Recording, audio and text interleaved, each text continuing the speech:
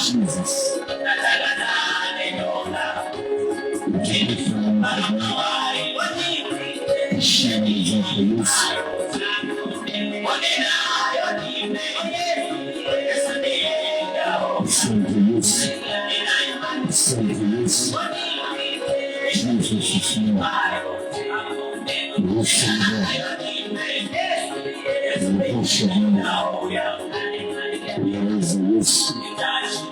Asante Bwana, asante Yesu, utukufu ni wako Bwana, heshima ni zako Yesu, mamlaka ni yako Bwana. Thank you Jesus. Basi mpendwa msikilizaji, mahala pote ulipo, kama sauti inakufikia, na siku njema, wakati ulio mwema machoni pake Bwana mba mbingu na nchi. Ametupenda, ametulinda, ametukirimia kibali na nafasi ya kuendelea kuishi, sio kwa nguvu zetu wala kwa uwezo wetu, lakini kwa nguvu zake Bwana na pia kwa uwezo wake Mungu. Tungali tunaishi, tuna kila sababu za kumshukuru Bwana, kumtukuza, kumwamini na pia kumtumaini, kwa maana ndiye mwenye uwezo na ndiye mwenye nguvu. Imempendeza kwamba siku ya leo tuweze kupata nafasi ya kutana masaa kama haya kwa ajili ya kushiriki neno lake Bwana.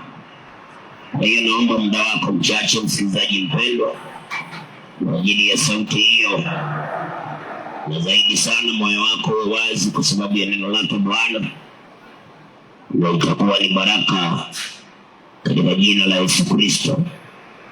Lakini kabla ya mambo yote, ningependa tuweze kumshukuru Bwana kwa njia ya maombi, kwa sababu ya pumzi ya uhai, nguvu za mwili ambazo ametukirimia kuwa nazo. Tunapojiweka mbele za Mungu aendelee kutulinda, atuepushie yale mabaya, na atukirimia kibali cha kuona mema aliyokusudia kwa ajili ya siku ya leo. Kwa imani yote yanawezekana. Kwa hiyo mahali ulipo unaweza kuunganika pamoja nami kwa imani tuweze kuomba. Nawe pia unaweza kuchukua nafasi hiyo ukajiombea hapo ulipo, ukampa Bwana hitaji lako. Ni Mungu wa rehema, anaweza kukurehemu na akamsaidia nawe ukashuhudia wema wake Bwana. Zaburi 43 mstari wa 3. Zaburi 43 mstari wa 3. Nitumie nuru yako na kweli yako ziniongoze, zinifikishe kwenye mlima wako mtakatifu na hata maskani yako. Tuombe. Baba, katika jina la Yesu Kristo Mungu uishie milele, nasongea mbele zako kusema ni asante kwa wema wako na fadhili zako. Asante Bwana kututunza na kutulinda. Asante kutuhifadhi hai mpaka masaa haya Bwana Yesu. Sifa hizi zote ni zako ketie juu. Unastahili, unatosha na unaweza Bwana. Asante kulinda mahali hapa, asante kulinda wasikilizaji wote. Asante kwa mawazo yako mema unayotuwazia Bwana. Umeinuliwa kuliko vionekanavyo na visivyoonekana. Nami na kuadhimisha mahali hapa siku ya leo, ninakiri ya kwamba Yesu Kristo ndiye Bwana, na kando na wewe hapana Bwana mwingine.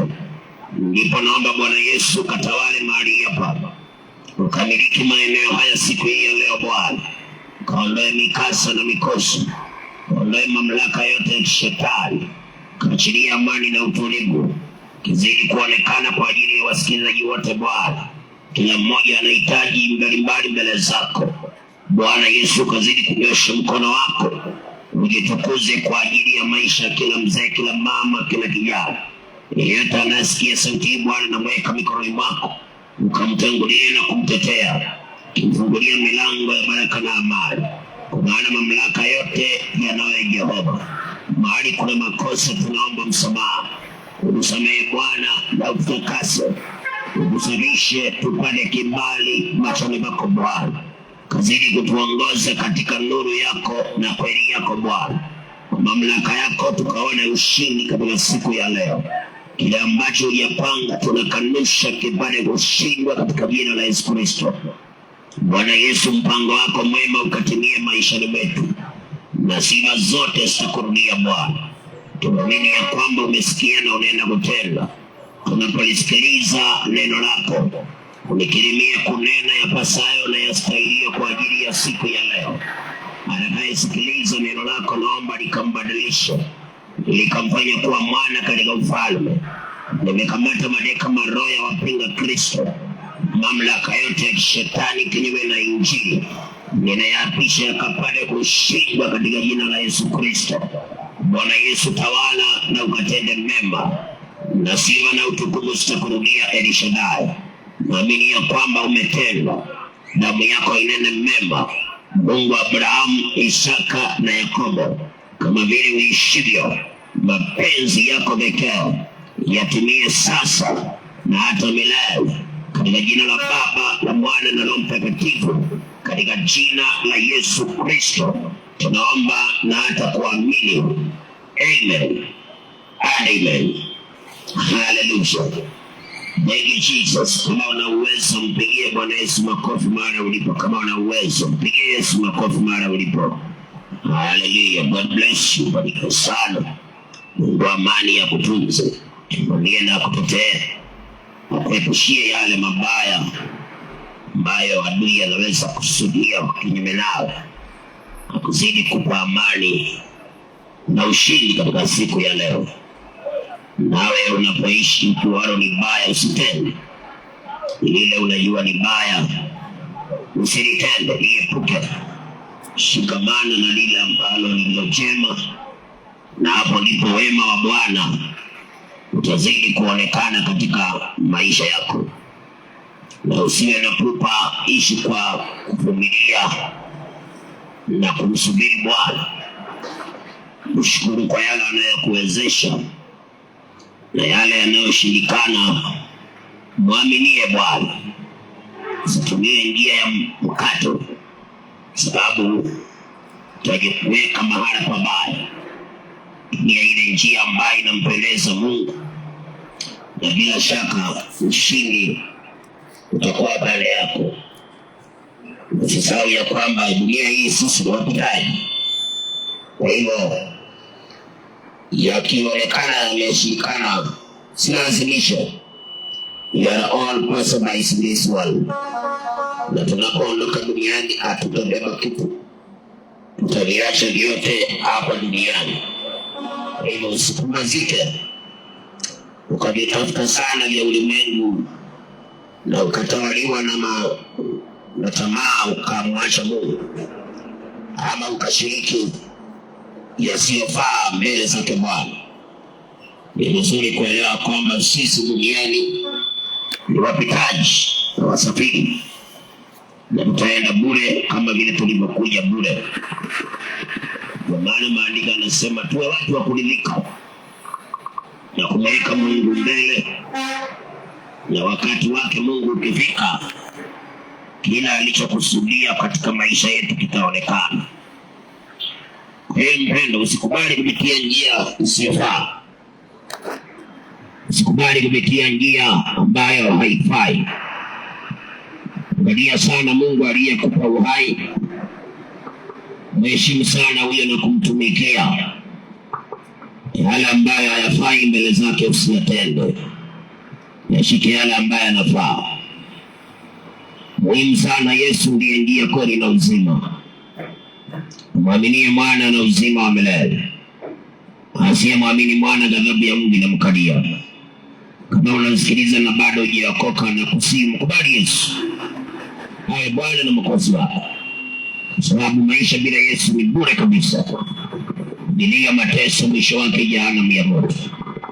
kubali Yesu Kristo awe Bwana na Mwokozi wako, na hapo ndipo ushindi utaonekana katika maisha yako ya sasa na pia maisha yako ya baadaye.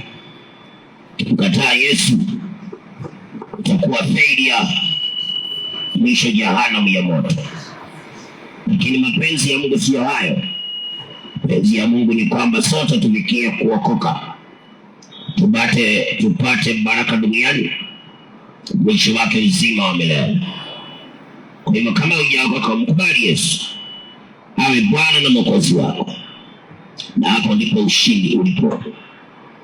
Kama umeokoka, usimame imara, onyesha kwa matendo Yesu yu ndani yako. Usiokoke tu kwa maneno, au usiokoke tu siku ya ibada, lakini onyesha kwa matendo kwamba Kristo yu ndani yako. Yesu anasema, kwa nini mnaniita Bwana Bwana na wala hamtendi nisemayo? Hivyo unaposema nimemkubali Yesu, basi angalia matendo yako yawe yale ambayo yanafaa mbele za Mungu. Ndiyo posa utaona ushindi katika wokovu. Mwenye masikio na asikia hayo. Kwa sababu ya muda wangu, naomba nikupeleke moja kwa moja katika somo. Tungali katika mwanzo wa mwaka kulingana na kalenda ya dunia 2026. Kwa neema ya Mungu siku zinazidi kusonga, na Mungu anazidi kutupa nafasi.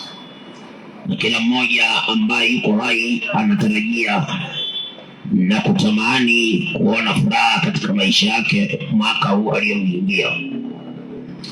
Na pia Mungu aliyetuumba anasema mawazo anatuwazia ni mema, na mipango ambayo anayo maisha yetu pia ni mipango mema.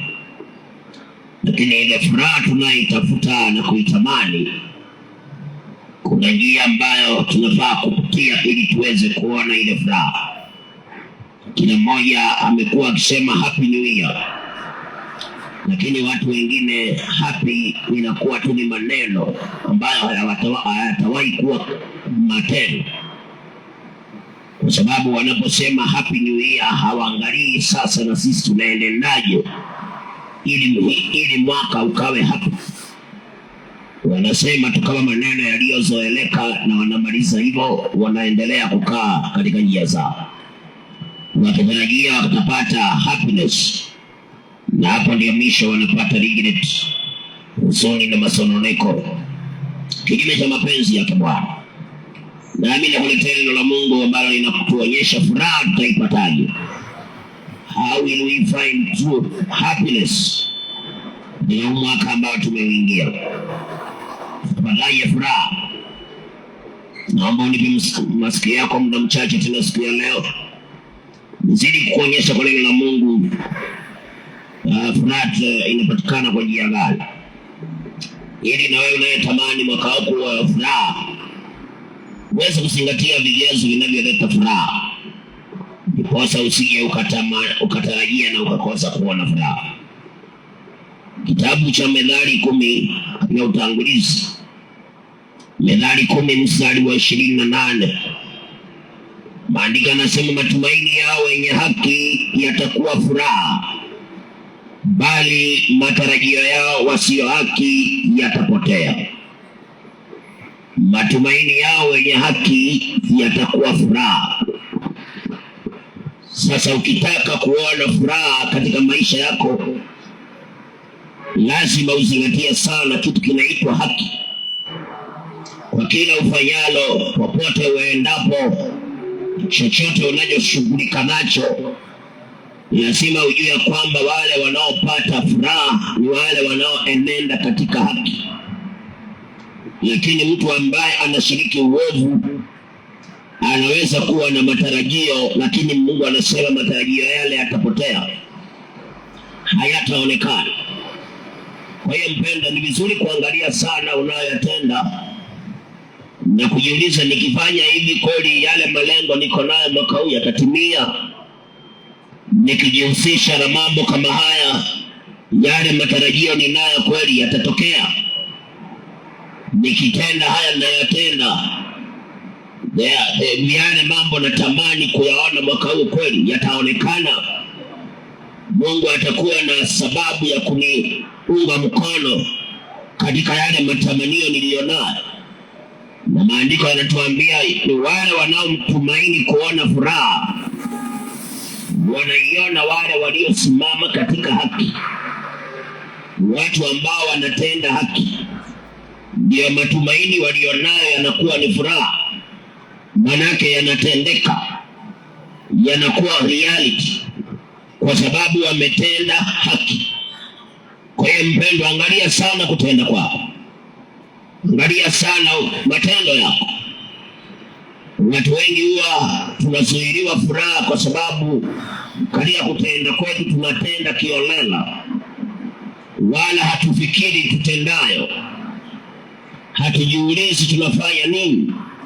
Sisi tunatenda tu kwa sababu tuna uwezo wa kutenda, tunatenda kwa sababu tuna uhuru wa kutenda, tunatenda mambo mengine kwa sababu wengine wanayatenda, bila kujiuliza ya kwamba matendo haya yatafungua furaha maishani mwangu ama yatazuilia. Matendo haya yataleta utimilifu wa matarajio niliyonayo katika maisha ama yatazuilia. Katika Yeremia 5 Mungu akawa anaambia Yeremia, ni dhambi na maovu ndio zimependua na kuzuia mema. Kwa hiyo mpendo, mwaka huu angalia sana unavyotenda. Jaribu sana kufikiria matendo yako na huyu Mungu ambaye ndiye unamtarajia kusaidia. Jaribu sana kujioji kwa habari ya kutenda kwako na matamanio ulionayo kwa ajili ya mwaka huu, na kujiuliza kana kwamba nikitenda haya natenda yale mambo natamani kuyaona yatatendeka kweli, yatatendeka kweli. Ukijua kwamba mtu muovu hata kama ana matarajio, expectations, matarajio ni kumaanisha kitu ambacho hakina doubt lazima kitatendeka, kwa maana kimeshakuwa strategized. Lakini mtu akiwa muovu, hata kama akoshua kwamba kitatendeka, kwa sababu ya kushiriki matendo maovu, maandiko yanasema matarajio yote aliyokuwa nayo yanapotea, yanaisha hivyo. Kwa hiyo furaha ananyang'anywa na matendo yake. Usipokuwa maangalifu na kutenda kwako, furaha ya maisha yako utanyang'anywa na yale matendo yako mwenyewe, na baadaye utaanza kuregret. Utaanza kusema ni laana ya ukoo, ni kweli kuna madhabahu, kumbe ni matendo yako mwenyewe hayajakuwa haki mbele za Mungu. Hata Yesu Kristo alipokuwa akizungumza na kanisa moja kupitia Yohana katika kisima cha Patmo, akazungumza na kanisa la Sardi, kitu ambacho Kristo alionekana akiwa analalamika kwa ajili ya watu hawa ni matendo yao. Na tunaishi dunia ambayo people are neglecting their actions. They don't care about their actions. They don't think about what are they doing before God. Na watu hawajiulizi matendo haya matokeo yake ni nini. Tunataka mema, lakini kutenda tunatenda yasiyo ya haki. Na sasa mtu anayetarajia mema na matendo yako siyo ya haki, basi ameshajizuilia yale mema anayoyatafuta. Kitabu kile cha Ufunuo Yohana 3:1, maneno ya Mungu yanasema, na kwa malaika wa kanisa lililoko Sardi andika, haya ndiyo anenayo yeye aliye na hizo roho 7 za Mungu na zile nyota 7. Na yajua matendo yako na ya kuwa una jina la kuwa hai, nawe umekufa. Uwe mwenye kukesha, ukayaimarishe mambo yaliyobakia yanayotaka kufa, maana si kuona matendo yako kuwa yametimilika mbele za Mungu wangu. Si kuona matendo yako yakiwa yametimilika mbele za Mungu wangu. Matendo, kitu ambacho watu hawashughuliki, lakini matarajio wanayo. They are expecting greatness. Wanapanga kabisa, hata wengine wanachukua hata mikopo kwa habari ya kutaka waone kitu fulani kimetendeka, jambo fulani limetendeka, wakaone furaha. Lakini watu wengi wanasahau kwamba furaha inaegemea yale matendo yako. Furaha katika maisha inatokana na matendo ya haki ulionayo. Lakini matendo yakiwa maovu, basi inazuiliwa ama inazuia ile matarajio ulionayo. Kwa hivyo badala ufurahie, utaanza kuhuzunika na kusema nimepata hasara, ningejua hata singeweka pesa yangu hapo, ningejua hata singenunua hiki, ningejua hata singefungua ile biashara, nimepata hasara. Haya ni matokeo ya watu ambao walitarajia lakini hawakujilinda wasimame katika matendo ya haki. Na Yesu Kristo anaonyesha unaweza kuwa umeokoka lakini bado matendo yako hayana haki. Ndio anaandika kwa watu ambao wako ndani ya kanisa kwamba wameokoka, lakini akitumana anasema wana jina la kuwa hai.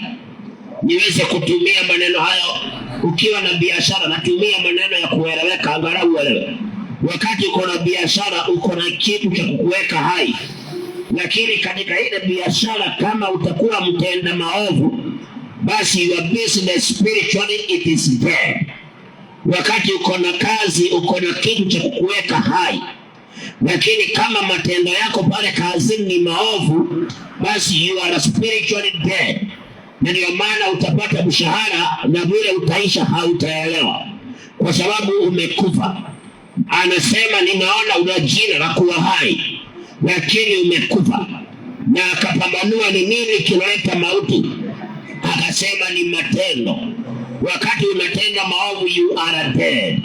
Kwa hivyo all your expectations can never sum up to something that can bring joy in your life. It will all get lost. Wakati unafanya mambo yasiyompendeza Mungu, hata kama una certificate, you are dead. Wakati matendo yako hayafai mbele za Mungu, hata kama una ujuzi, basi umekufa. Na kitu kilichokufa hakiwezi kuleta mema. Mtu wa Mungu, matumaini ya wenye haki ndio analeta furaha.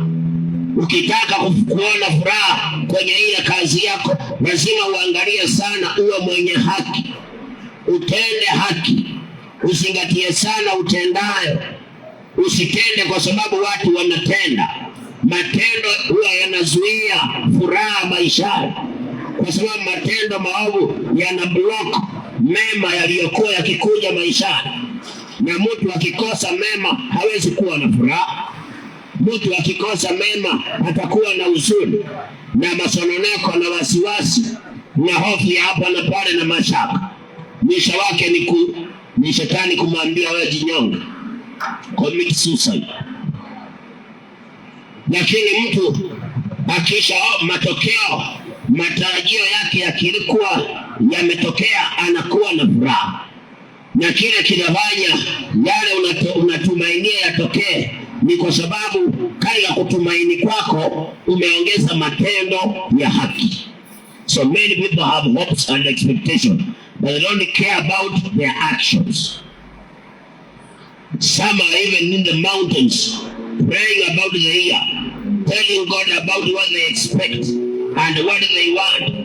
Lakini many people hawashughuliki kuangalia na matendo yangu je, nimekuwa nikitenda nini?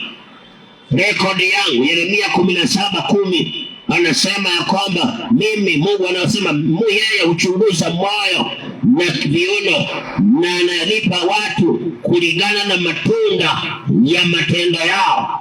Matunda ya matendo yao, kiasi cha njia zao. Mtu wa Mungu, angalia sana kutenda kwako.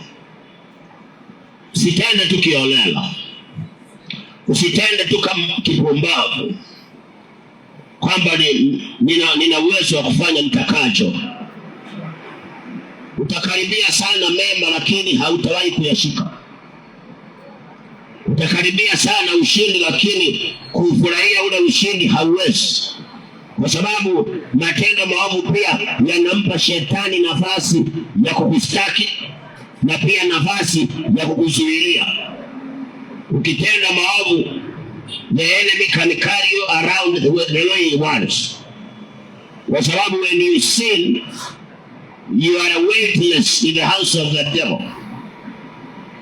Hauna uzito. Kwa hivyo anaweza kubeba atakavyo na akakutumia atakavyo, kwa sababu sasa uzito hauna. Umekuwa mwepesi kwa shetani. Lakini unapotenda haki, you become so heavy for the devil even to carry you.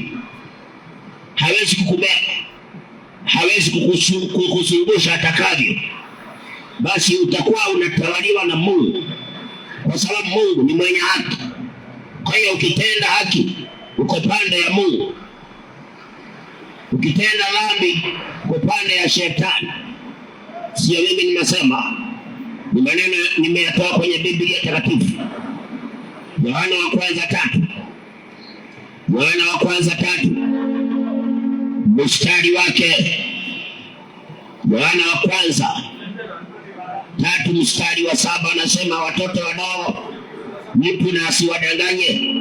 Atendaye haki ana haki, kama yeye alivyo na haki. Atendaye dhambi ni wa Ibilisi, kwa kuwa Ibilisi hutenda dhambi tangu mwanzo. Kwa kusubiri mwana wa Mungu alidhihirishwa, ili asivunje kazi za Ibilisi.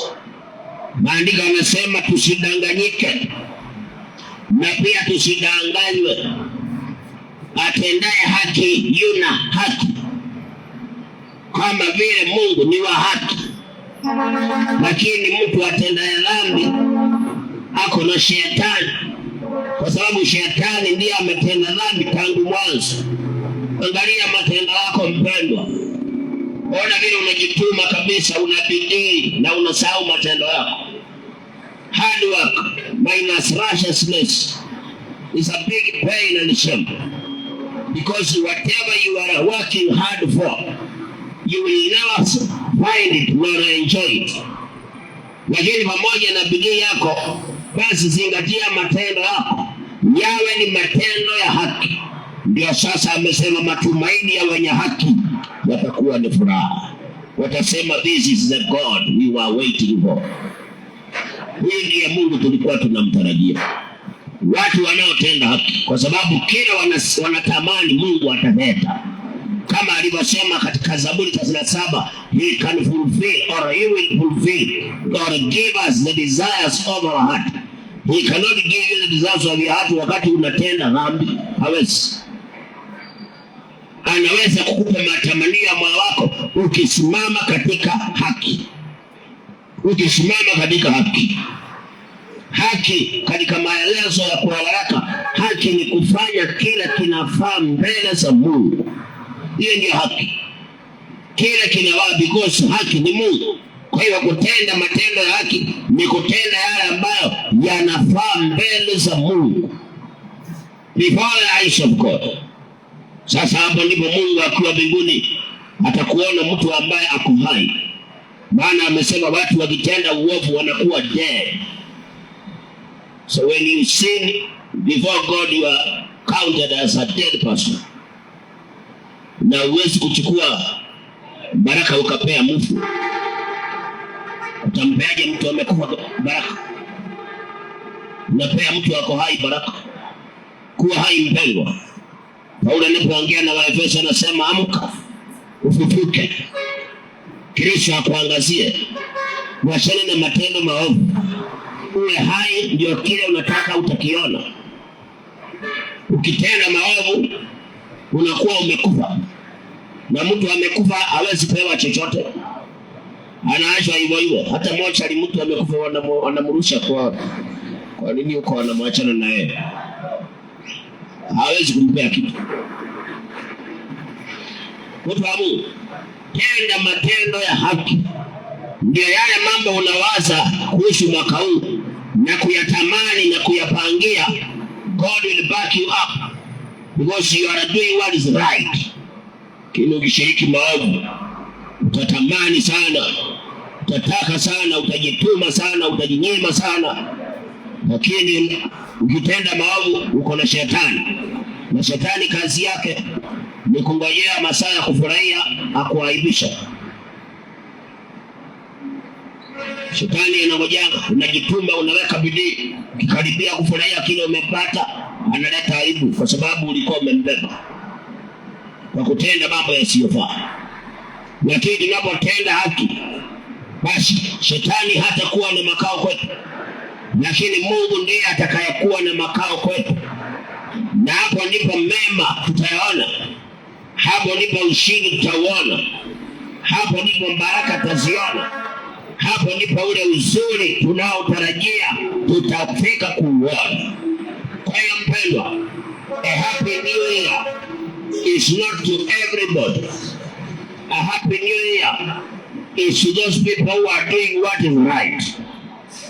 Watu wanaopata furaha katika mwaka ni wale ambao wanatenda haki. Ndio yale matumaini wako nayo Mungu atatimiza ili wapate furaha. Lakini waovu, maandiko yamesema waovu hata kama wanatarajia, waovu hata kama wana matarajio, wamechora michoro kabisa na hawana mashaka, wanajua kabisa itatendeka. Wamestrategize kila kitu, wamepata mpaka connection, wanajua hakika hili litatendeka, lakini wameshiriki uovu. Basi yale matarajio yao yote yanapotea. Hapo ndipo Mungu husema, ama watu katika kitabu cha Isaya wakasema, tulitarajia mema tukakuta mabaya. Mtu wa Mungu, angalia kutenda kwako. Ukitenda maovu utatarajia mema, lakini matokeo yatakuwa ni mabaya. Bali ukitenda haki, hapo ndipo ukitarajia mema, kika mema utayaona. Mwenye masikio na asikia hayo. Mimi nakupa neno la Bwana kama lilivyoandikwa. Ulisikia, ulijue, ulishike na kulitenda, ili upate kufanikiwa kwa jina la Yesu. Jambo lingine, si unataka furaha? Jambo lingine ambalo linaleta furaha, ile kitabu cha Methali 12. Methali 12 mstari wake ni wa 20. Methali 12 mstari wa 20. Hila ima mioyoni mwao wafikirie uovu, bali wafanyao mashauri ya amani kwao kuna furaha. Wafanyao mashauri ya amani kwao kuna furaha. Wale wanafanya mashauri ya kuleta amani, hao ndio watu wana furaha.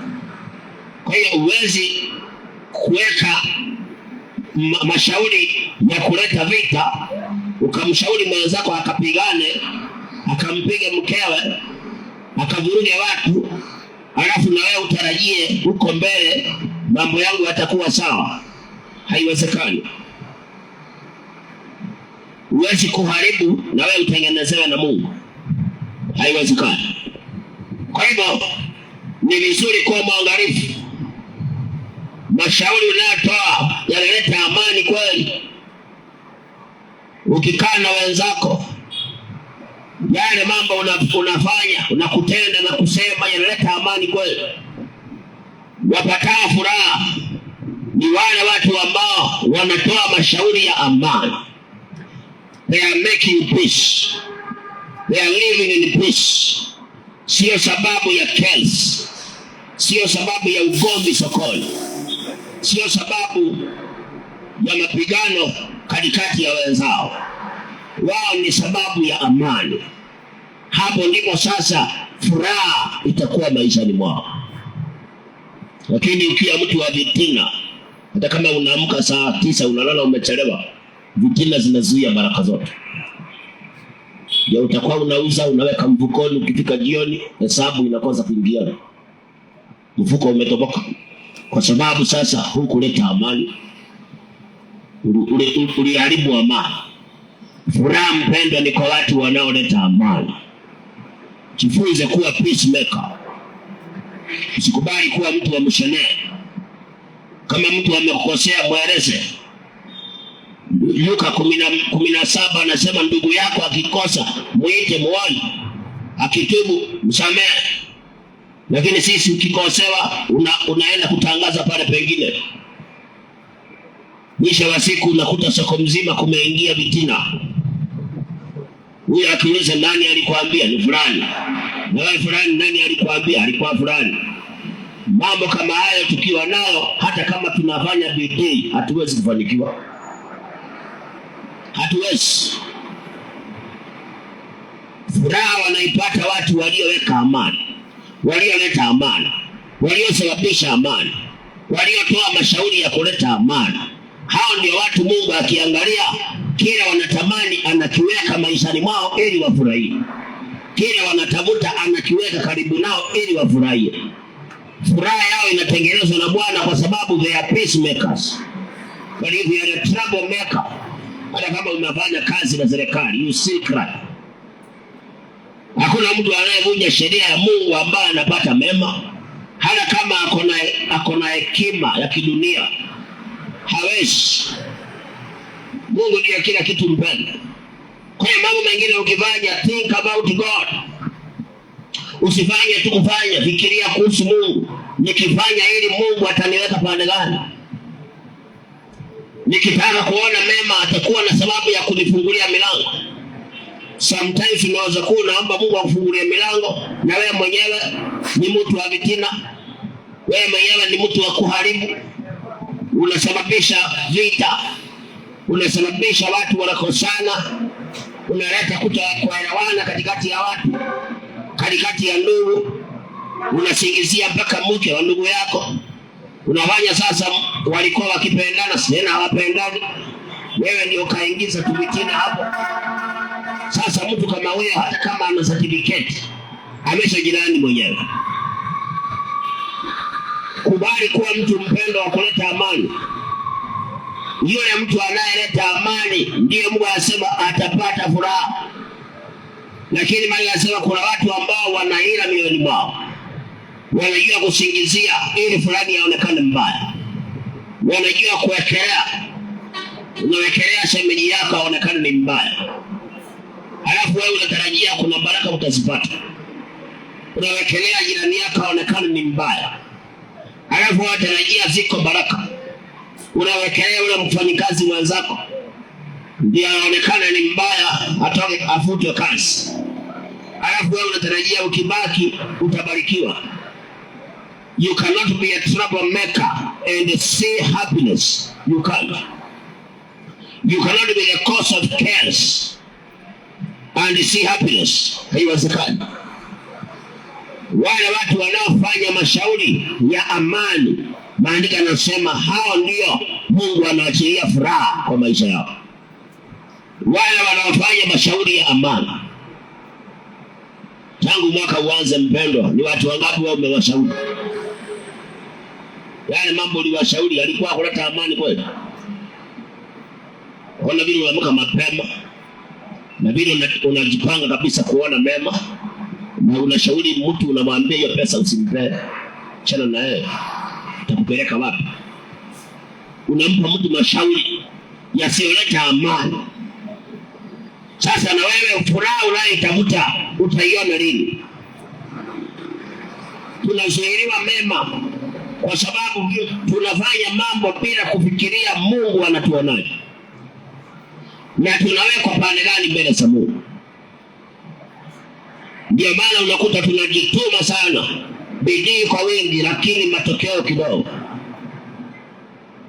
Matokeo inakuwa hakuna. Mtu wa Mungu, ukitoa mashauri yanayoleta vita, hakuna furaha utakuwa nayo. Ukitoa mashauri yanayofanya mtu anafukuza mke wake kwa sababu wewe ndio ukamshauri, basi na wewe ujipange kuteseka. Huwezi kuona mema. Yes. You cannot cause somebody to suffer and you to enjoy. Haiwezekani. Ukiwa sababu ya mtu mwingine kukosa amani, na wewe huwezi kuwa na furaha. Hata Yesu mwenyewe alisema do unto others what you love to be done to. Lakini wakati mwingine sisi huwa hatufikiri. Tunaishi, tunafanya vile tunataka, tunashauri vile tunataka. Tunatarajia tuone mema wakati tumeharibu nyuma. Haiwezekani mpendwa. Shida zingine zinatokana na sisi kuharibu maisha ya mtu fulani. Mateso mengine yanatokana na sisi kuchangia huzuni ya mtu fulani. Vilio vingine vinatokana na sisi kuchangia huzuni ya mtu. Mwaka ni mpya mpendwa. Angalia sana mashauri unayotoa kwa kinywa chako yanaleta amani kweli? Mtu alikwambia niko na shida fulani, ushauri unaompea wewe unaleta amani? Ujue Mungu anakusikiliza na ameshaweka neno lake na yeye analifuatilia neno. Kuna watu wako mlimani wanafunga 21 days, lakini yeye ndiye alisababisha bibi ya ndugu yake akaenda na ako mlimani anafunga siku 21 angalau mwaka hiyo ya baraka. Na yeye ndiye alisababisha pale kazini fulani akafutwa kazi, lakini yuko mlimani anataka Mungu afungue milango. Basi watu wanafunganga sana lakini hakuna kitu. Kwa sababu moja na kufunga hatuangalii na sisi tunaishije mbele za Mungu. Tumepitia njia gani? Tumetenda nini? Mtu ambaye anasikiliza, ni watu wangapi uliwakuta na amani na ukakuwa sababu ya amani yako kuondoka? Na unatarajia na wewe huku mbele utaka kufurahia sana, uone mema. Uliingia kazini ukapata watu wanakaa na amani, ukaingia ya kwako amani kaondoka. Wengine hata ulikuja ukakaa na fulani na alikuwa ameoa kabla upata nyumba, lakini uliwakuta wanakaa vizuri, ulitoka kama wamekosana. Na unatarajia ati maisha yako kuna siku utakuwa vizuri. Impossible. Haiwezekani.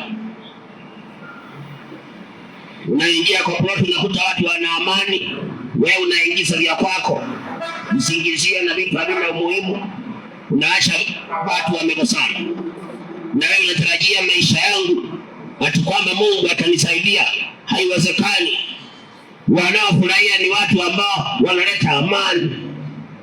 Ndio watu Mungu anafungua milango ya furaha maishani mwao, anatimiza malengo walionao, anaachilia baraka, anawaunga mkono katika yale yote wanayotaka kuyaona, kwa sababu wameleta amani. Jiangalie mtu wa Mungu. Wakati mwingine ukiona ndoa haina amani, jiuliza ni ndoa ngapi wewe uliharibu amani. Inawezekana unavuna kile ulipanda. Kabla tuombe, ndoa yako hiyo na amani, na wewe fikiria huko umetoka. Inawezekana kuna ndoa ya wenyewe uliharibu amani yao. Ndio Mungu anakulipa. Siseme tu mimi sina amani bali naishi. Inawezekana na wewe uliharibu amani ya mtu mwingine. Ndio Mungu sasa anakulipisha. Some problems are the consequences of what we did behind. But we are so much forgetful. Na tunajua kujihesabia haki na kupoint fingers kwa waganga na wachawi na mambo ya ukoo wa kwetu. Lakini habari ya sisi kujichunguza, na mimi inawezekana ninayopitia haya kuna mtu nilimfanyia hivyo. Sasa Mungu ananilipa. Wakati ambao mfalme alikatwa vidole, alikumbuka vile alikuwa anafanya, akasema nimelipwa vile nilifanyia wengine. Mwaka ni mpya, hata wewe jifikiria hizo shida uko nazo. Inawezekana unalipwa vile ulifanya nyuma. Think na ufanye haraka utubu kabla ujikute mabaya zaidi. Maana wakati mtu anakosa kujielewa na kufahamu wapi amekosea, ujue mateso yanazidi kuongezeka maishani mwake. Ujue wakati ambapo Farao alikuwa haelewi chochote, ndio the more nchi ya Misri iliendelea kupigwa. Mpaka wakati alitambua nimeshika watu wasiofaa. Na ametambua too late, mtoto ameshakufa. Ndio Farao anatambua hao watu nafaa niwaachilie. Chunga sana mpendwa. Sije ukateseka bure. Kumbe kuna mambo umefanya nyuma, uliharibu amani ya mtu. Ulikuta mtu anakaa vizuri, anaenda vizuri, ukaingia hapo ukavuruga. Mwanaume, inawezekana kuna msichana umeharibu amani yake huko nyuma. ukampa mimba na ukaruka, ukakimbia, ukasema alikuwa na wengi. Umemwacha hapo hana amani, na wewe unatarajia ati mbele iko amani. Hakuna. Unless you repent and change.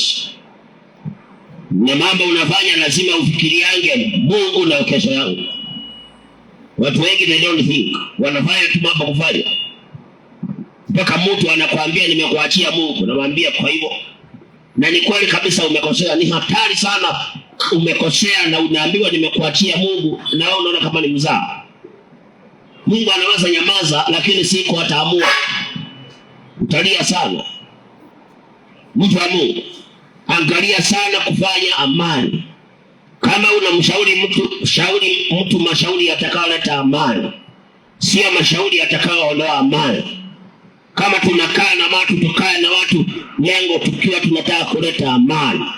Usiwakute watu wanakaa vizuri na wewe unaingiza mambo yako hapo, unaharibu amani. Hivyo ndivyo umeyahani maisha yako mwenyewe. Maisha yataingia mateso sasa. Ukikuta watu wanakaa kwa amani na wewe waachia amani yao, usikubali kuwa chombo cha shetani cha kuvuruga amani. Furaha ni kwa watu wanaofanya amani. Sasa ni vizuri kujiuliza huko nyuma ni watu wangapi wao wameharibu amani yao? Watu wangapi? Mwanaume anajitolea na kusomesha. Ukifika hapa mbele unakuta mwingine mzuri kuliko huyo. Unapita na huyo. Unawacha mtu ako na stress. Unafikiria utakaa na amani? Furaha huwezi kuwa nayo sababu amani ya mtu mwingine umeiharibu. That is the main cause of some people suffering, but they are just ignorant. They are busy rebuking the devil that is in them. Unamkemea shetani yuko ndani. Kwanza mtoe ndani. Repent of your sins and be genuine before God. Kwamba niliharibu amani ya fulani, nikakanisomesha nikamgeuka. Ni wangapi ambao mmesaidiwa na watu na mkabika bali mkageuka? You made them be in trouble, and they are the people who helped you in one way. Na wewe ukafika mahali ukadestroy peace ya huyo mtu. Na you are just moving on ukifikiria mambo iko sawa. Iwezi kuwa sawa. The record is still in heaven. And whenever you want to jump to that stage, the enemy will always come. Aulete mashtaka. Na hivyo ndio utakuta unajituma sana, ukikaribia baraka unarudi chini tena. Kwa sababu kuna mashtaka imetoka mbinguni. Maana kuna mtu mahala uliharibu amani yake. Kuna mtu mahala ulikuwa sababu ya amani yake kuharibika. Fikiria mtu wa Mungu na ufanye mabadiliko. Na kuna wengine unasema atanijua, utamkosesha amani. Sawa. Wewe mkosesha amani lakini ujue malipo yake makubwa. Wewe furaha yako kwa yote imaisha. Utamkosesha amani atanijua mimi. Na wewe utafunga baraka zako. Leta amani uone baraka. Fungua amani kwa wengine. Na wewe Mungu yale matarajio yako hata yatimiza. Na ushindi utauona. Hata Maandiko yanasema usisema nitamtendea vile alivyomtendea. Wewe ngojea Mungu. Si unasema vile alifanya nitamkosesha amani, nitamvuruga, hata anacheza na mimi, nitamvuruga sana. Na wewe mpendwa utakosa baraka. Mambo mengine yanatendekanga ndio ubarikiwe. Mtoto akienda darasa lingine ni mtihani alifanya akapita. Si kwamba aliruka tu stage. Kwa hiyo unaweza kusema na mtu kumbe ni Mungu anataka kubariki. Anataka kuona ukikosewa can you maintain peace? Ama utabebwa na shetani akuvurugia haraka haraka. Na kwa sababu watu wengine hatutambui hayo, tunafunga baraka zetu wenyewe alafu tunaanza kumkemea shetani. Mwaka ni mpya mpendwa. Shikia maneno ya Mungu, yaweke ndani yako. Kubali sana kuwa mtu wa amani. Hata kama kuna nini, kumefanyika nini, kumetokea nini, be a person of peace. Leta amani. Mungu akiwa mbinguni atasimama na wewe. Hapo ndio mahali palikuwa pametarajiwa mabaya. God can change it to be for good. kwa sababu you became a peacemaker, you stood in peace. Kwa hivyo kitu kilikuwa kimetengenezwa kikuaibishe, Mungu anageuza hii aibu kwa sababu ameona mtu ambaye amesimama kwa amani. Bwana Yesu akusaidie sana mpendwa.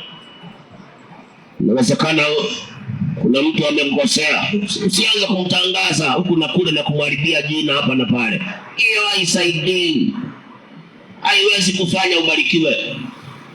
Bila alinikosea nitamtangaza kabisa, nitamharibia jina kila mahali. Na wewe baraka sahau. Sasa hebu think about kuharibu jina la mtu na kubarikiwa. Gani ndio kubwa? Sasa wewe unaharibu jina na baraka zako unavuruga. Na huyo uliyeharibia jina anaweza enda hivi na ambarikiwe. Bila personal peace, ndio Mungu atasimama na wewe na ataachilia furaha maishani mwako. Wale watu ambao watapata furaha, amesema ni wale wanafanya amani. They make peace. Mtu akikosea mpendo, make peace. Paulo anasema the end times people watakuwa ni watu watakangi suluhisho. Ukinikosea tukaa hivyo, wanaita makatemanwe, kila mtu aende zake. They don't want to make peace. Na hivyo ndivyo tunazuiliwa mema. Mpaka mtu anakuja anakuomba msamaha, unamwambia niondokee, sijali kuniongelesha, kijua vile nakuchukia, unatoka mbele yangu. Na mtu amejitolea amekuja kwa msamaha. Sasa ukishafanya hivyo utabarikiwaje? Na Mungu akiomba msamaha hata na muuaji, Mungu anakubali. Na wewe unakosewa makosa ya kidunia na mtu anakuja anakuomba msamaha, unakataa. Alafu wataka Mungu akubariki. Atapitia wapi sasa? Atapita njia gani ya kubariki? Haiwezekani. Mtu wa Mungu, hata kama makosa yapo, ni vizuri kutengeneza pia amani, ndio uweze kuona baraka, ndio shetani asipate sababu ya kukustaki. Hebrews 12:14 anasema pursue peace with all men, with holiness, whereby no one will see God without this. Pursue peace. Ndio Suleimani anatuambia wale wanaopewa furaha ni wale ambao wametengeneza amani, ndio wanapewa furaha maishani. Na haijalishi umetendewa nini, umepita wapi, mpendwa, amani kitu cha maana sana. Kinafungua milango ya furaha maishani. Hata ukiangalia psychologically, mtu akiwa hana amani, furaha hawezi kuwa nayo. Kila saa ni wasiwasi, ni kumina, hasira za ovyo ovyo, za ujinga na kufanya messes here and there. Kwa sababu alichokora moyo na akakosa kulinda moyo wake, akaharibu amani. Sasa furaha hawezi kuwa nayo. Mtu wa Mungu, bali kuwa mtu wa amani, hata kuendeje, tengeneza amani. Wengine suluhisha, wengine wachana navyo. Kuna mambo, kuna vitu vingine lazima upitie ndio ubarikiwe. Ilikuwa lazima Yusufu auzwe ndio abarikiwe. Ilikuwa lazima asingiziwe ndio abarikiwe. Ilikuwa lazima Danieli awekelewe mamba, atupe ndani ya tundu la simba ndio akuwe second to Darius. Unafikiria baraka zinakuja vile unafikiria wewe? Hata ukiweka bidii, mtoto hata amke mapema akienda shuleni ndio aende darasa lingine, lazima afanye mtihani. Hawezi kusema alikuwa anakuja kila siku sasa tunampeleka darasa lingine. Hata kama unafanya bidii mbele, lazima kutakuwa na mahali pa mtihani. Na Mungu anakuambia wafurahi yao ni wale wanatoa mashauri ya amani. Hata kama kumeendaje, they keep peace, they seek peace, they maintain peace, they produce peace. Hao ndio Mungu anawashika mkono, analeta furaha. Akatoa Yusufu gerezani, akamweka mahali pa furaha. Akatoa Danieli kwa tundu la simba, akamweka mahali pa furaha. Na wewe je? Umebeba mpaka kikwazo ndani ya moyo, hasira fulani ndani ya moyo, mpaka ukimwona mtu unaangalia kando. Na ulikuna chakacheka, ukimwona fulani aliyekosea unanuna kabisa, unafura kama mandazi kwa ndani ya mafuta, maana umemwona aliyekosea. Sasa utabarikiwa? Ni vigumu. Badilika, mwaka ni mpya. Tugeuke hapa, angalau tuone furaha. Matarajio tulionayo ya kuja kutendeka, matumaini tulionayo Mungu aunge mkono yatokee. Yale mambo tunatamani Mungu akuje kutenda. Si ubadilike mpendo. Vitu zingine wachana navyo. Hata Biblia anasema sahau yaliyopita. Usiyatafakari mambo ya kale. Mswahili ameongeza amesema yaliyopita sio ndwele, tugange yajayo. Na wewe umebeba mambo yaliyopita mpaka huna amani. Sasa utaonaje furaha maisha? Na kwanza amani hamna. Tugeuke wapendwa. Wale wanaofanya amani na kutoa mashauri ya amani ndio wanaofurahia. Ndio wafurahia. Sikia maneno ya Mungu na uyashike mpendwa. Na tubadilike. Tuwe na ushindi kwa haraka. Ikataa kubadilika, utajituma sana. Lakini mwisho wa siku mashtaka yatakuwa mbinguni. Na hapo ndipo sasa ushindi uliokuwa ukiutarajia utaukosa. Sikubali mbele. Kuwa na amani. Tengeneza amani. Mambo mengine suluhisha. Mengine wachana nayo. Yatupilie mbali. Uone ushindi. Nisome kitabu cha Misho. Ili nikuache utafakari. Kuacha utafakari. Jambo lingine linaleta furaha maisha. Jambo lingine linaleta furaha maisha. Methali 24 mstari wa 24 na 25. Methali 24 mstari wa 24 na 25. Amwambiaye mtu mwovu, wewe una haki, makabila ya watu watamlaani, taifa watamchukia, bali kwao wakemeao furaha itakuwako, na baraka ya kufanikiwa itawajia. Furaha itakuwa kwao na baraka ya kufanikiwa itabakujia. Mtu ambaye hawezi kufikiria uovu, hawezi kutetea uovu, hawezi kufunikia uovu, he will expose wickedness. Mungu anasema mtu huyo furaha itakuwa kwake na baraka iletao mafanikio itamkujia. Kuna watu wanatafuta baraka, lakini kuna watu baraka zitawakujia. Mungu pande gani? Kuna watu wanatafuta mafanikio usiku na mchana na watayaona, lakini kuna watu ambao wanasema mafanikio yatawakujia kwa sababu ni watu ambao walipoona uovu waliukemea uovu. Hawakumwambia mtu mwovu hana hatia. Unapewa kama 500, unasingizia fulani, unatetea fulani na ameiba na amekosea, maana amekuchotea kitu. Unasahau ukisha meza kama 500 ni chooni, shida zingalipo. Mtu wa Mungu, usiwahi pewa hongo utoe ushuhuda uongo. Hakuna pesa inaweza kusaidia hii dunia bila Mungu. Hakuna.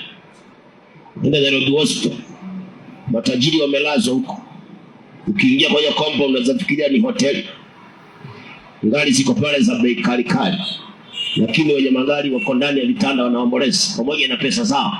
Usichukue hela ukatoe ushahidi wa uongo. You will curse yourself.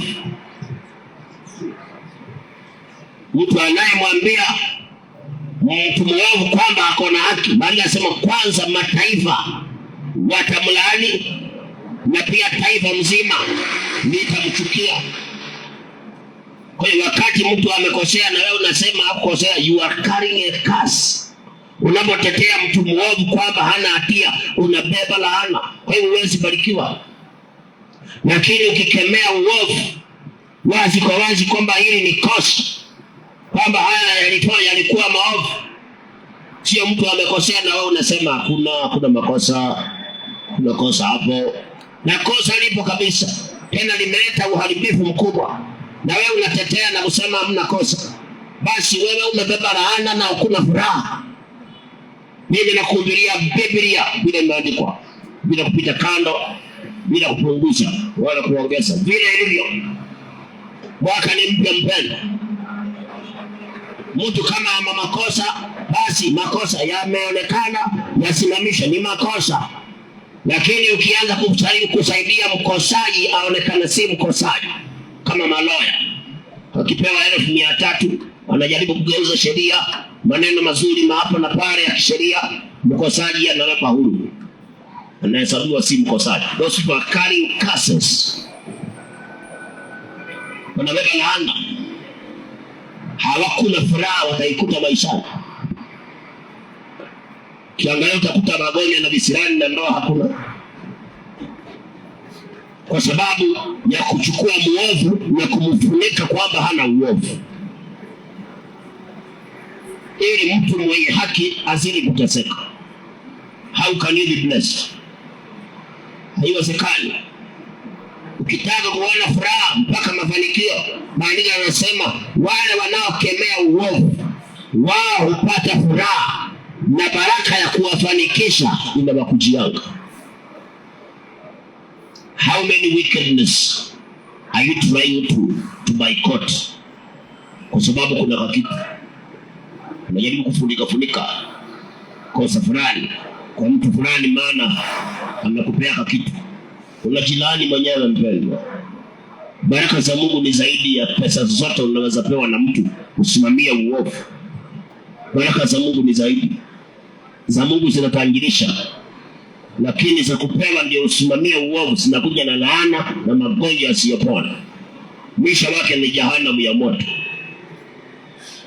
Mwaka ni mpya, badilika mpendwa. Usisaidie mtu muovu kuendeleza uovu wake. Usifunikie muovu aonekane hana uovu. Utalaani maisha yako. Usisimame katika ushahidi wa uongo kwa sababu umepewa pesa. You will curse even your family. You will curse even your generation. Matendo ya giza, tuyaseme haya ni matendo ya giza. Mungu akia mbinguni ataweka furaha maishani mwetu, na baraka atasileta, mafanikio atayaleta. Rudia tena maneno hayo uyasikie vizuri sana mpendwa. Badilika. Ya wengi wetu ya culprits na kusimamia waovu kwamba hawana uovu,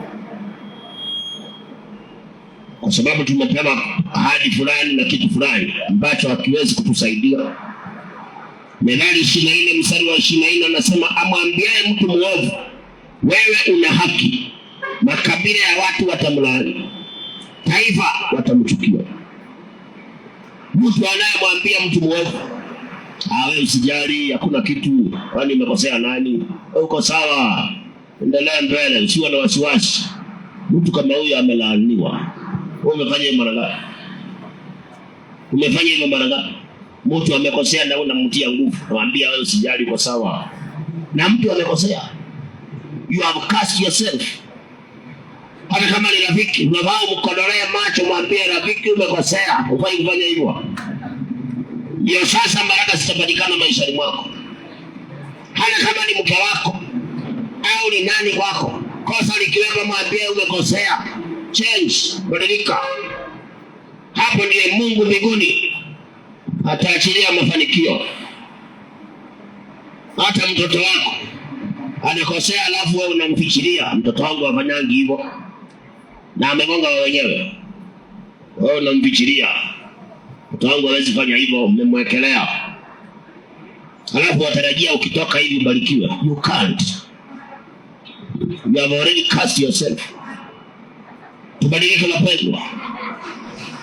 Mambo haya ni mambo ambayo watu ushiriki ignorantly, na wakaona kana kwamba wako sawa.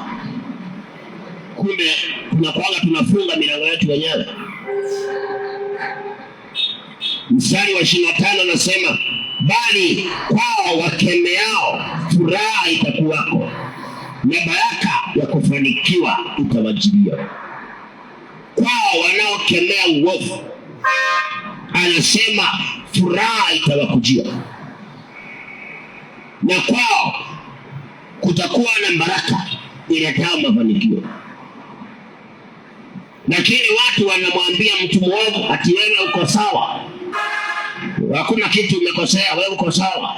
Mungu anasema they are a curse even to the nations. Wamelaaniwa mpaka kwa mataifa. Ndio utakuta unajaribu kubadilisha tauni, unakuta mambo ni yale yale.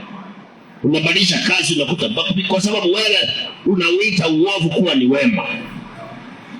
Sasa huwezi kubarikiwa. Hata kama ni rafiki yako mpendwa amekosea, mwambie wazi wazi, wewe umekosea. Siwezi kutetea, umekosea. Tubu bwana, omba msamaha. Ndio kesho Mungu ukimwita atasikia. Lakini ukisema rafiki yangu sitamwaibisha, utanivishiria rafiki yangu. Sisahau rafiki Ayubu alikuwa na marafiki. Siku alijikuna, marafiki zake walimgeuka. Usiwaite tena rafiki, wewe umjue wewe. Kosa kama lipo, mwambie umekosea. Kama Ayubu ni mtakatifu na marafiki walimgeuka mpaka mke wake, na wewe rafiki yangu lazima nimfichirie. Kama amekosea, mwambie umekosea. Mimi siwezi kutetea. Ndio ukitokea mbele za Mungu siku ya hitaji atakusaidia, kwa sababu you rebuke what is evil and God hates evil. So when you rebuke what is evil, he is your friend.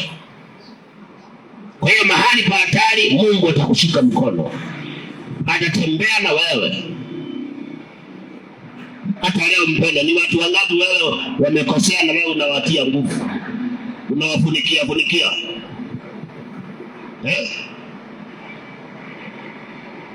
unawafunikia na unajua kabisa huyu ndiye alifanya hiyo kosa, lakini kwa maana ni close friend unajaribu sana kuzuia isionekane kama ni yeye.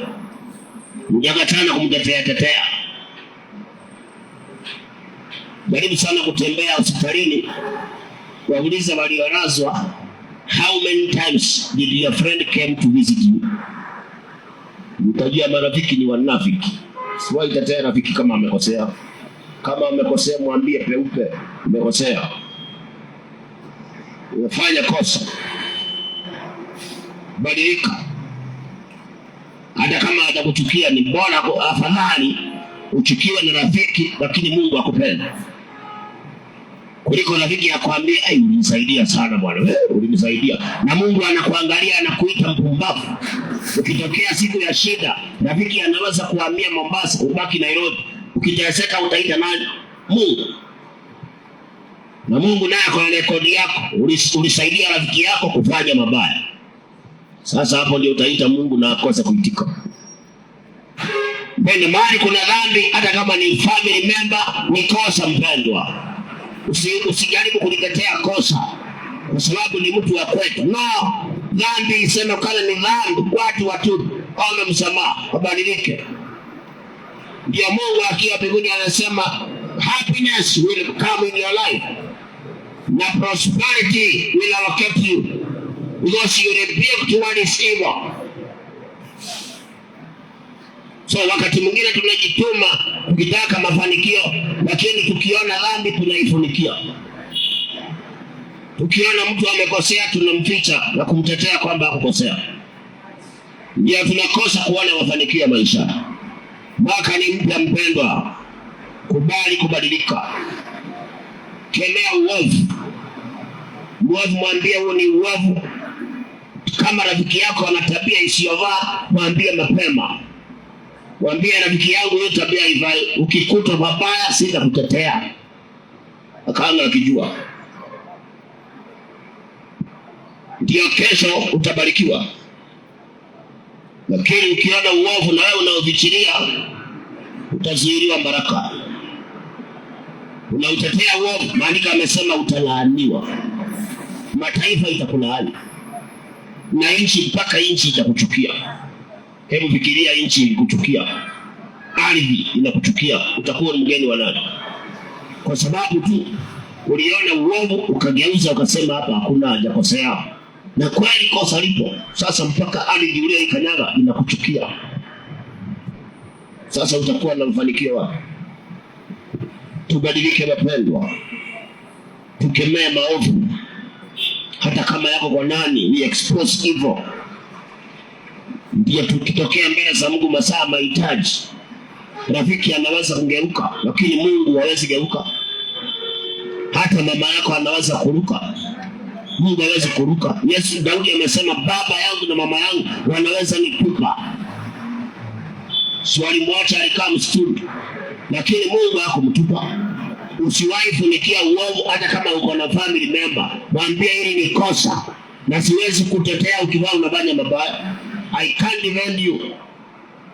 Hapo ndio hatari kikupata. Mungu atakusaidia kwa sababu ataona mtu aliyesimama kwa mwangaza. Na amesema hapo ndipo mafanikio yatakuja kwako. Kwa hiyo tunawezekana tumezuilia mafanikio kwa sababu kuna watu wamekosea na sisi tunawafunika. Kuna mahali kosa lipo na wewe unasema hakuna kosa. Sasa wewe mwenyewe mafanikio unazuilia. Paulo akiandikia Waefeso anawaambia matendo ya giza yasiyozaa msishiriki, bali muyakemee. Matendo ya giza yasiyozaa, anasema msikubali mshiriki, lakini expose it. So if you want to see happiness in your life, you must expose wickedness, even if it is in your house. You must expose it. Ndio utafanikiwa. Hata kama ni mpenzi wako amefanya makosa, mwambie umekosea, na mimi siwezi tetea mtu amekosea.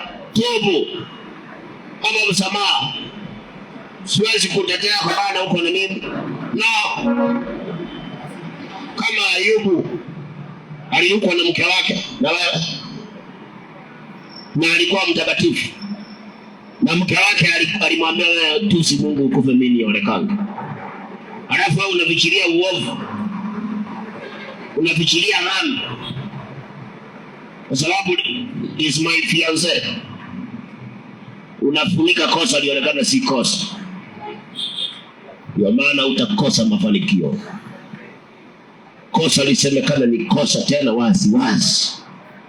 Ndio Mungu akia mbinguni atakuunga mkono. Ukitembea anakulinda. Because when you expose wickedness, you represent God. So also God will represent you. He will stand with you.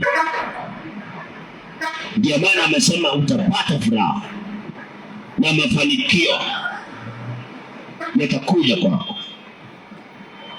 Bwana Yesu akusaidie sana uliyenisikiliza siku ya leo. Yatafakari hayo. Kupata furaha. Vitu vitatu tumezungumza leo. Cha kwanza, angalia matendo yako ya matendo ya haki. Ndio furaha utaiona maishani.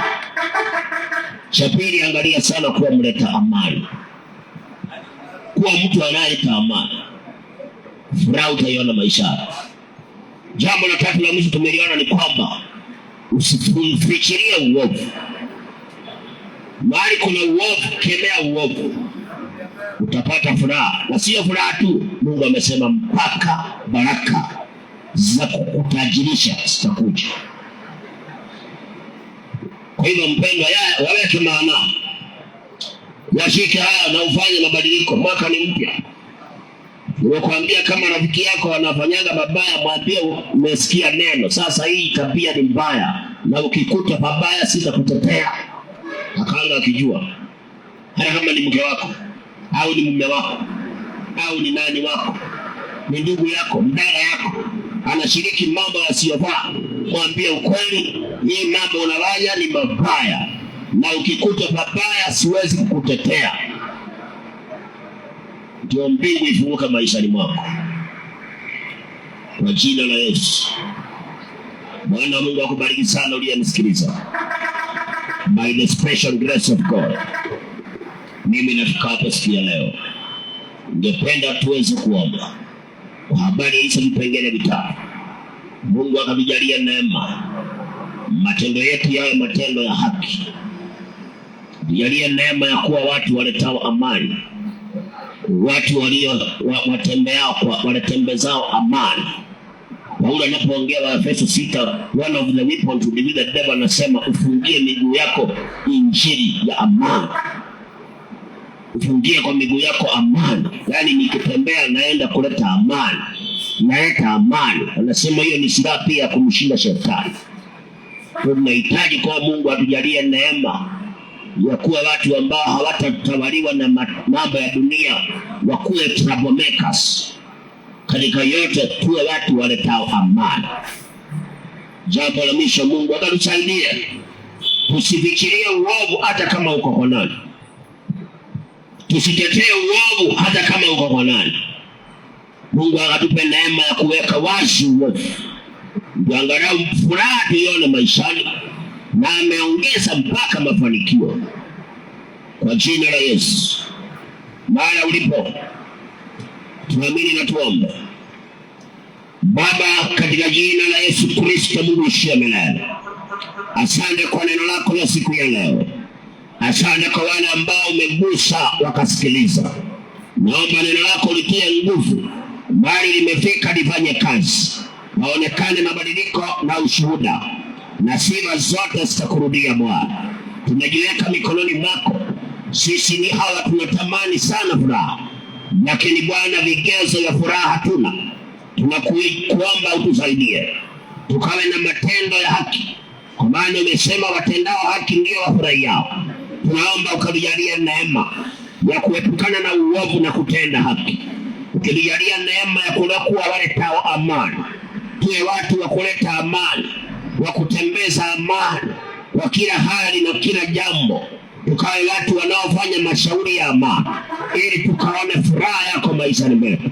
Bwana, ukitujalia neema tusitetee uovu wala kufichilia uovu, bali tukaweke uovu wazi na kukemea matendo maovu, tukapate furaha yako na mafanikio yako. Tunajiweka kwako Bwana, ukatusaidie, kwa maana sisi hatuwezi bila wewe. Jehova, ukazidi kulinda mahali hapo, ukalinda wote waliosikiliza. Kila mmoja unamtambua vyema, ukamtetee na kumpigania. Ukasimame na kazi zilizo maeneo haya, wanaofanya za barabara waepushe na majali na mikasa, kwa maana mamlaka ni yako Bwana.